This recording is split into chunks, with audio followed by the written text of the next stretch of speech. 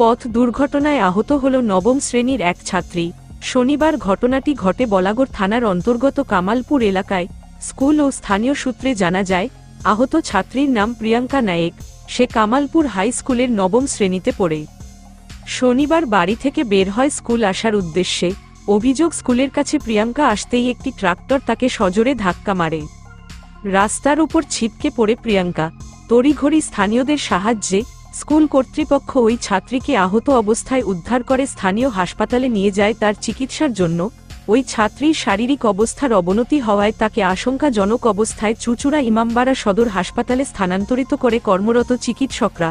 বলাগড় থানার পুলিশ ট্রাক্টরটি আটক করেছে। পক্ষ থেকে এবং সাথে সাথে সমস্ত যারা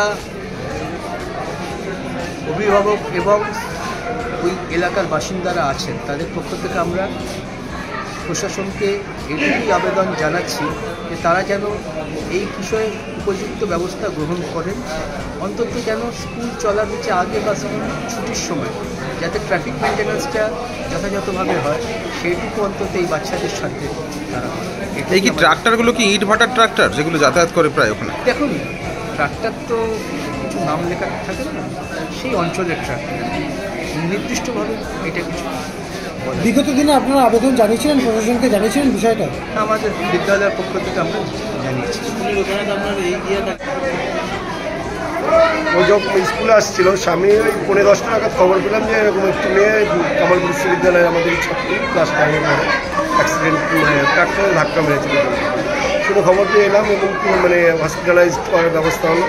মাঝখানে পুলিশ ভ্যান এলো, পুলিশ ভ্যানের মাধ্যমে আমরা জেলার পঞ্চায়েত গ্রামীণ হসপিটালে নিয়ে গেছিলাম। ওখান থেকে প্রাথমিক চিকিৎসার পরে আবার তীব্র সরকারি হসপিটালে পাঠানোর ব্যবস্থা করে আমরা নিয়ে এসেছি। কোন ক্লাসে পড়ে? ক্লাস 9-এ পড়ে।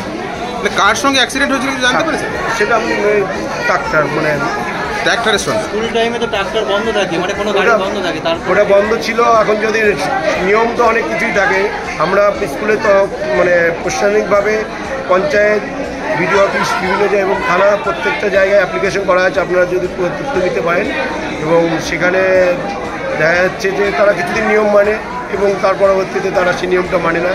9:35 থেকে সম্ভবত আমাদের ওই 10:30 পর্যন্ত স্কুল ওই সময় ট্রাক্টর চলা বন্ধ থাকার কথা, তবু চলছে।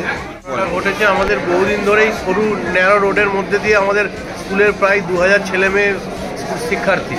তো আমরা বহুবার জানিয়েছি, ওই সময় বিভিন্ন ইটভাটার ট্রাক্টরেরা চলে, সেই ট্রাক্টরগুলোকে বন্ধ রাখার, কিছুক্ষণের জন্য বন্ধ রাখার আবেদন জানিয়েও প্রশাসনের কাছেও আবেদন জানানো হয়েছে। তা সত্ত্বেও ওটা চলাচলি করে। আজকে এর আগেও একটা ছোটোখাটো দুর্ঘটনা ঘটেছে। আজকে একটা ভয়ানক, আমাদের বিদ্যালয়ের নবম শ্রেণীর একটি ছাত্রী ভয়ানকভাবে ট্রাক্টরের সামনে পড়ে মারাত্মকভাবে অসুস্থ। আমরা তাকে ব্লক হসপিটাল থেকে দেখিয়ে এখানে আমরা সাব ডিভিশনাল হসপিটালে, মহকুমা হসপিটালে নিয়ে এসেছি। তা আমি স্কুল থেকে এলাম, স্কুলের ওখানে কিছু স্থানীয় লোকজন ট্রাক্টরটাকে আটক করেছে এবং ওখানে একটা জনতা বিক্ষোভ দেখাচ্ছে। এই অবস্থায় আমরা ওখান থেকে এসে আপাতত সদর হসপিটালে নিয়ে এসেছি। Bureau report, news 24 Bangla.